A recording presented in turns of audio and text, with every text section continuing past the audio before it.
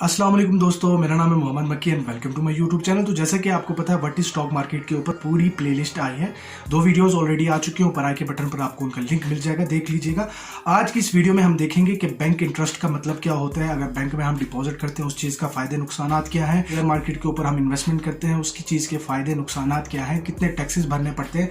इसके अलावा हम देखेंगे प्रमोटर किसको कहते हैं, इसके अलावा देखेंगे फेस वैल्यू किसको कहते हैं, बुक वैल्यू किसको कहते हैं, मार्केट वैल्यू किसको कहते हैं। भाई शेयर मार्केट पे आपने इन्वेस्टमेंट करनी है, किसी मार्केट का एनालिसिस करना है तो आपको पता होना चाहिए कि भाई इसके टैक्सेस कितने देने हैं, प्रमोटर इसका कौन है, इसके फेस वैल्यू क्या है, इसकी बुक वैल्यू क्या है, इसकी मार्केट वैल्यू क्या है, ये सारी चीजें क्या है आपको पता चलना चाहिए। देखिए ये सारी चीजें आपको अभी बोर करेंगी, लेकिन जब आप किसी मार्केट पे जाओगे, किसी कंपनी के शेयर खरीदना चाहोगे, तब आपको पता होना चाहिए ना कि यार इसकी वैल्यू क्या है, इसमें इसके प्रमोटर कौन है, इसके मालिक कौन है, इसकी बुक वैल्यू क्या है कि क्या है, ये आपको इस वीडियो में पता चल जाएगा।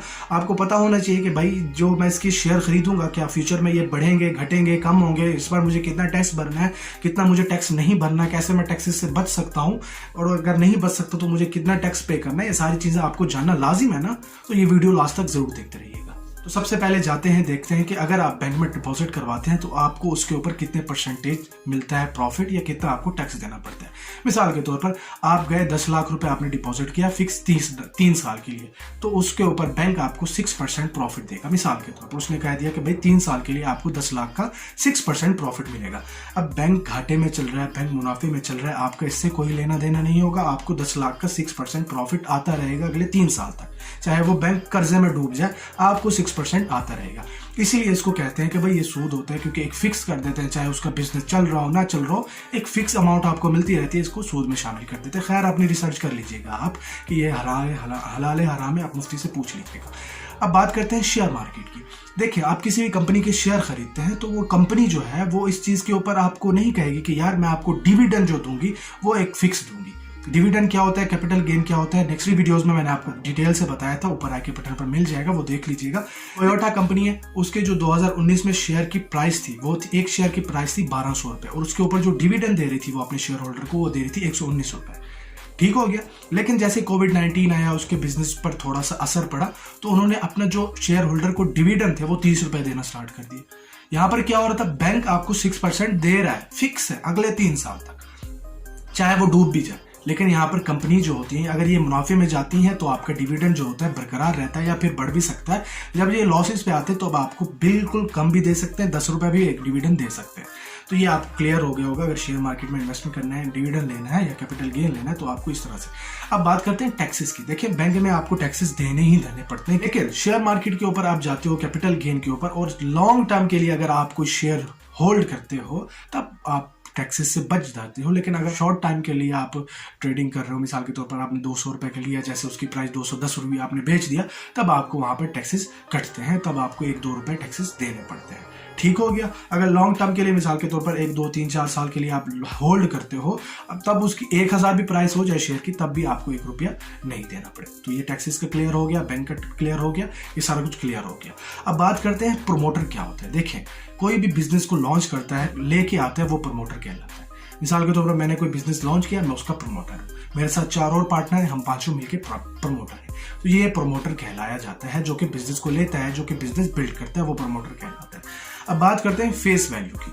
देखिए मैंने एक बिजनेस स्टार्ट किया, मेरे साथ 4 और मेरे पार्टनर हैं। मिसाल के तौर पर 1-1 लाख रुपए हमने इन्वेस्टमेंट की, इन्वेस्ट करके 5 लाख का हमने कोई भी बिजनेस लॉन्च कर दिया। अब जैसे ही हमने कोई बिजनेस लॉन्च किया तो हमें कुछ ना प्रूफ तो रखनी चाहिए ना कि यार हम 5 इस चीज के पार्टनर, हो सकता है मैं फ्रॉड करके भाग जाऊं।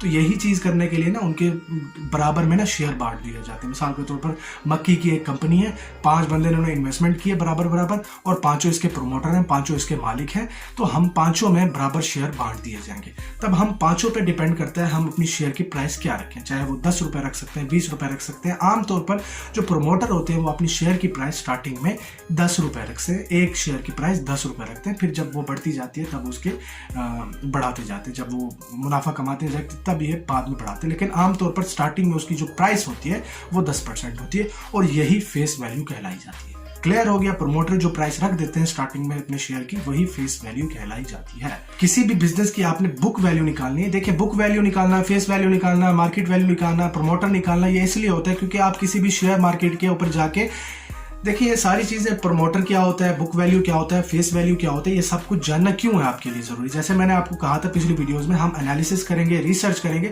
अब मैं किसी कंपनी में जाके उसके मार्क शेयर खरीदना चाहूँ तो सबसे पहले मैं क्या देखूंगा कि भाई इस बिजनेस का मालिक कौन है, इसकी फेस वैल्यू क्या है, इसकी बुक वैल्यू क्या है, इसकी मार्केट वैल्यू क्या है। ये सारा कुछ हम देखेंगे ना, तब जाके हमें पता चलेगा, तब जाके मैं इसके शेयर खरीद सकता हूँ।